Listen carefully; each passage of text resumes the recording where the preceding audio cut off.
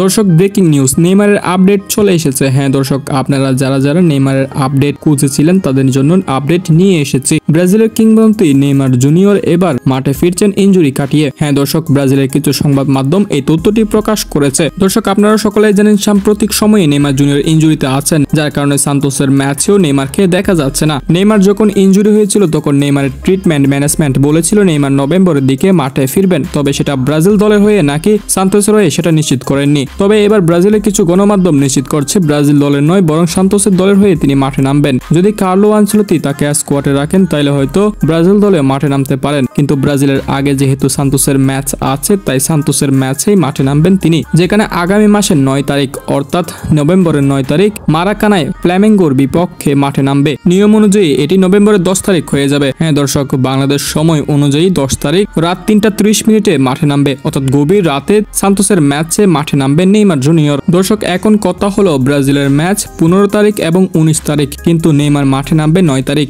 যদি Neymar ম্যাচটিতে properly খেলতে পারে তাহলে কি নেইমার 15 তারিখ ও 19 তারিখ ব্রাজিলের হয়ে মাঠে নামবে? এটা অনেকের মনে প্রশ্ন। তবে ওই প্রশ্ন আসার আগে আপনার এই প্রশ্ন আসতে হবে যে ব্রাজিলের স্কোয়াড কখন ঘোষণা করবে কার্লো আনচেলত্তি? হ্যাঁ দর্শক, ব্রাজিলের স্কোয়াড ঘোষণা করবে কিন্তু নভেম্বরের 3 তারিখ, অর্থাৎ ব্রাজিলের স্কোয়াড যখন ঘোষণা করবে তখন নেইমার ইনজুরিতে থাকবেন, ফলে এখানে একটু প্রবলেম হতে পারে। ব্রাজিলের স্কোয়াড যদি 10, 11, 12 তারিখের দিকে ঘোষণা করতো তাহলে কার্লো আনচেলত্তি 9 তারিখ নেইমারের ম্যাচটি সম্পূর্ণ পর্যবেক্ষণ করতে পারতো, নেইমারকে সম্পূর্ণভাবে দেখতে পারতো আসলে নেইমার কতটুকু ফিট আছে ওইটা। কিন্তু কার্লো আনচেলত্তি এই সুবিধাটা পাবে না, কারণ কার্লো আনচেলত্তিকে এর আগেই দল ঘোষণা করে ফেলতে হবে। ঠিক এরপরেই সান্তোসের ম্যাচে মাঠে নামবে নেইমার জুনিয়র। এখন ব্রাজিলের স্কোয়াডে রাখবে কি রাখবে না সেটা কার্লো আনচেলত্তিকে নেইমারের ফিটনেস ট্রিটমেন্টের রিপোর্টগুলো দেখতে হবে। এছাড়াও নেইমার অনুশীলনে কেমন খেলছেন এগুলো দেখতে হবে কার্লো আনচেলত্তিকে, কারণ সরাসরি ম্যাচ দেখতে পারবে না কার্লো আনচেলত্তি, কারণ ম্যাচটি অনুষ্ঠিত হওয়ার আগেই কার্লো আনচেলত্তি স্কোয়াড ঘোষণা করবেন। আশা করি বুঝতে পেরেছেন নেইমারের সর্বশেষ